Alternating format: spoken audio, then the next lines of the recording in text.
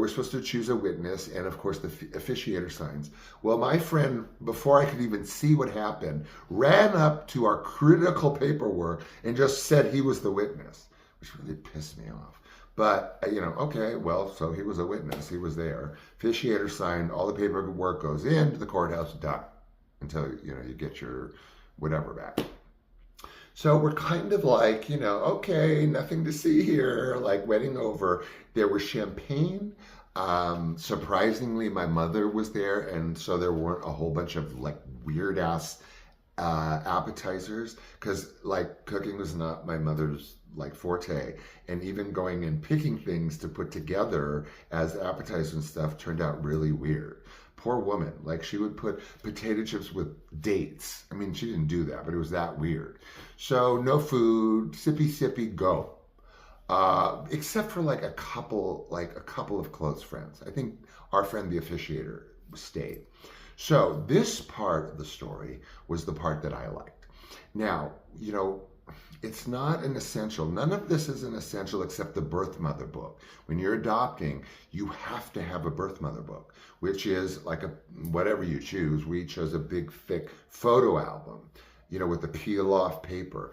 And you have to put pictures of, of your family and of your vacation and your pets and how happy you are.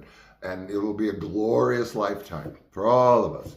So riffing off that, again, completely not like an expected required type thing, I wrote an adoption story.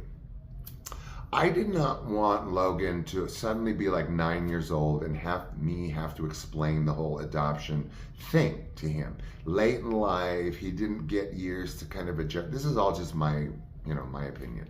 So I wrote what I consider the loveliest adoption story. Again, this is after the wedding, right after the wedding. He's part of the ribbon ceremony. So I felt that this was a really good time to read it. And he had his little cousin there. I think it was not a friend. I think it was a little cousin who again was there for the marriage.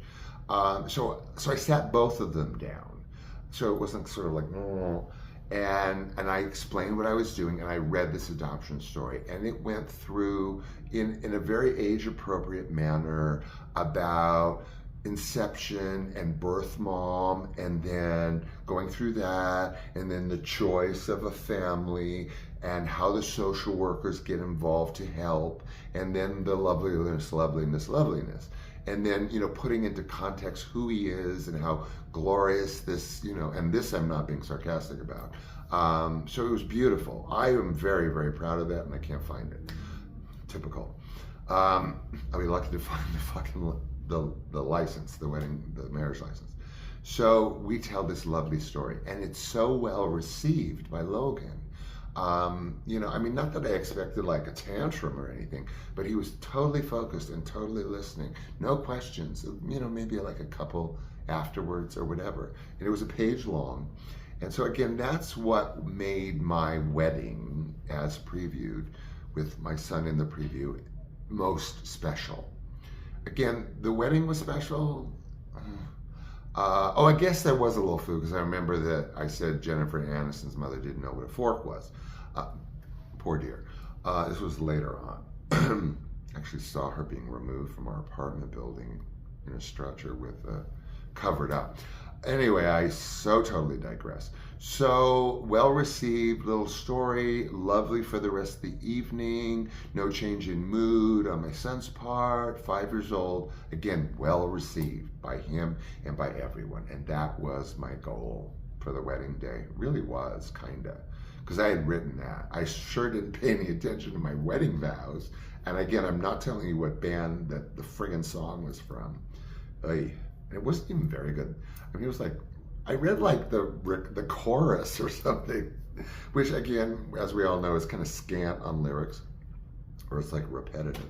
I think I actually repeated a couple of the lines because they were in the chorus. It was so last minute, my vows. So that's kind of it, Again, we were left with his cousin and, the officiator, a good friend, and a couple other people, and it wound down. And then Logan and my husband and my son had, special time together, which we always did. no matter what. We made special time for each other. I mean, that my son was so smothered with love. I don't know what else to tell you. So, except thank you for joining me today. Really, for this story. I hope you found it at least entertaining. I know kind of maybe last night's show was, kind of a little, I don't know, business-like or something. But anyway, that's not me. But that was me, though. It's just maybe not the usual me or that you're accustomed to. Anyway, Sean's got to shut up and say goodbye. So thank you again. I look forward to this more than anything every day. And what can I say? Goodbye. Be good to yourself and be good to those you care about. And then the rest can sort of be in the waiting room of life. Okay, take care. I'll see you.